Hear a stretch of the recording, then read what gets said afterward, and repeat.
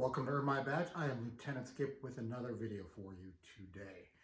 One of the challenges that a lot of applicants are going to face will be that oral board, that police interview panel.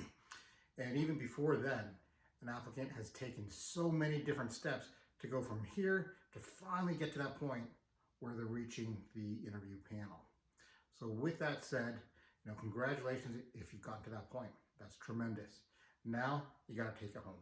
You got to get past that field goal line, get into that end zone, right? So today's video, we're going to just hit a couple different points. I don't like overwhelming the people that I work with. I try to keep my videos pretty short, digestible, and then allow you some time to really take action on the things we talk about, because that is key. You can watch hours and hours of video, but if you don't take action on anything, you're not helping yourself out. You're just wasting time. Okay. So today we're going to talk about how to really sort of prep your answers. Unless you are like one of my coworkers who has a photographic memory, you cannot memorize the answers to 200, 300 interview questions. It's just not going to be feasible. You don't have that much time, and then really you never know what's going to be asked. So you're going to have to go through the whole gamut if that's the approach that you choose to take.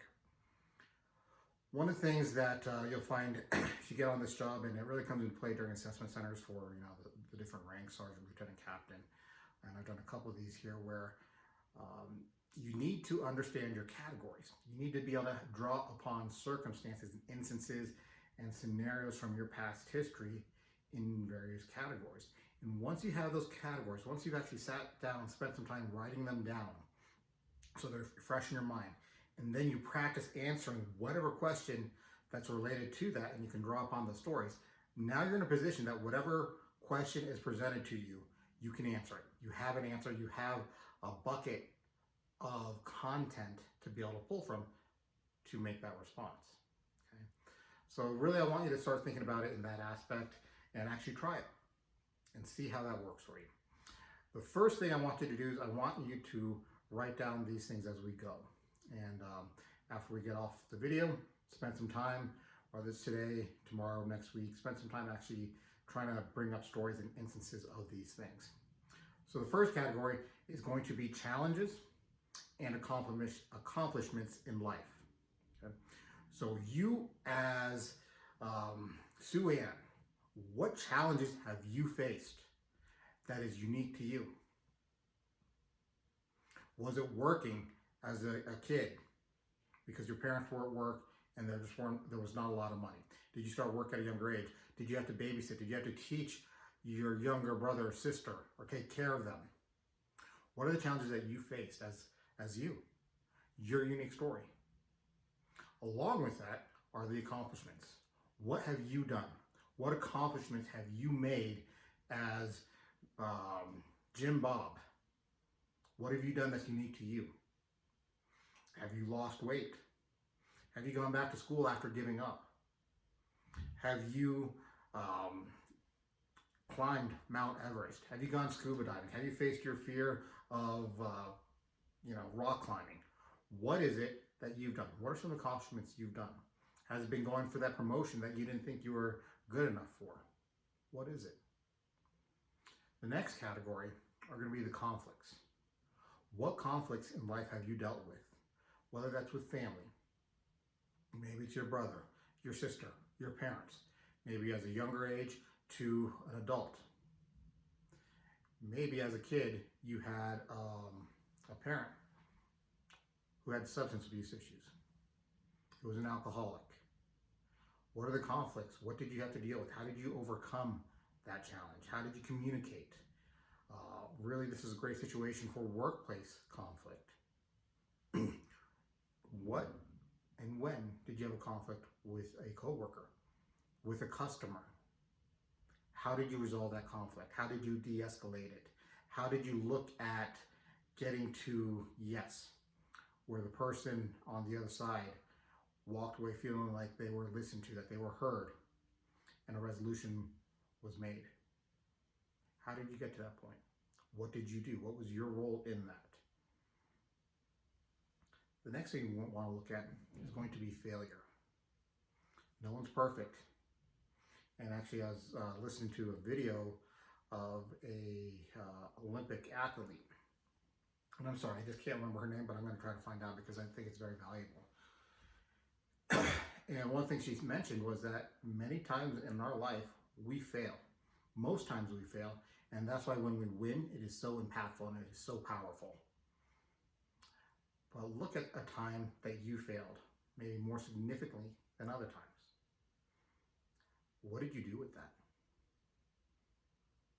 Did you identify why you failed? How did I get to that point where I failed? Did I miss something?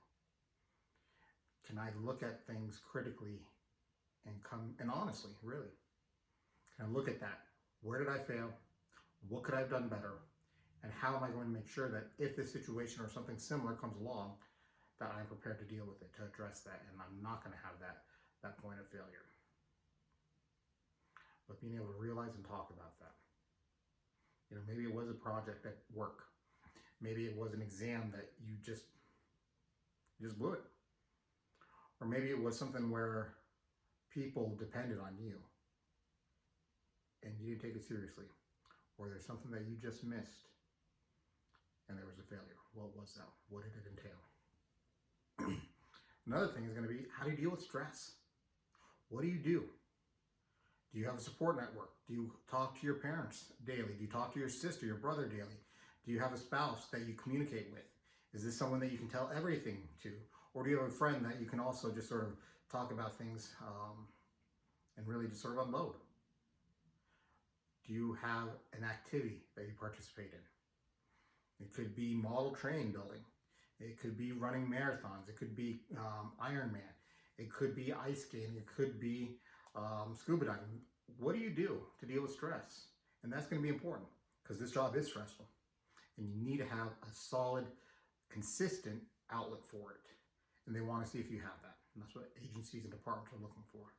Do you have a way to allow the stress to bleed off so it's not compounding within you and that you're not ratcheting up higher and higher because of the stress level?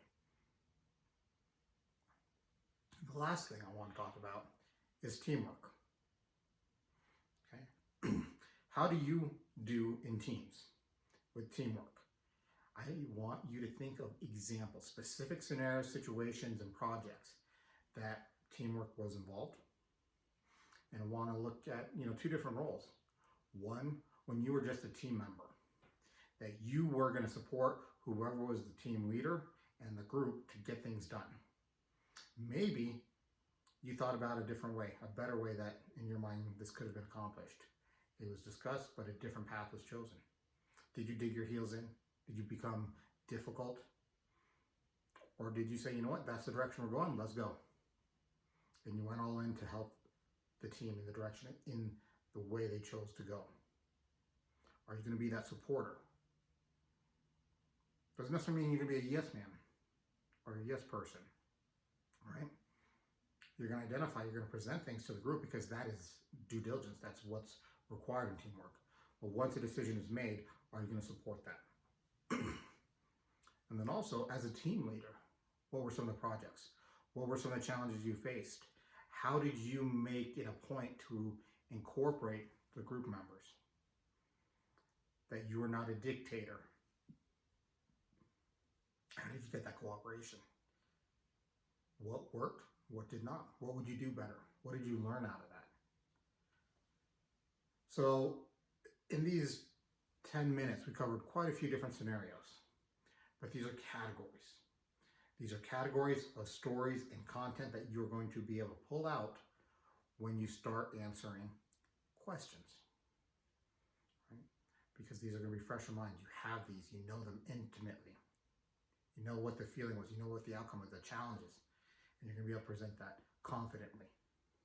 Because now once you have those stories, you get those questions, and now you prep. You prepare your response, you repeat it, you record yourself, and you present again until it comes out confidently and that you can do this in a short amount of time, that you're not blabbering, you're not going off in different directions, you're not saying a lot of filler words. You're being very concise with what you are trying to present to the board, the story that you're trying to tell them. I hope this helped. I really encourage you to take some time to go through those, write down those stories, come up with those answers, and practice. Good luck, and do me a favor, hit subscribe, hit like so I can keep on getting these videos out to you. You know how it is, and I appreciate what you can do for me. Thank you. Take care.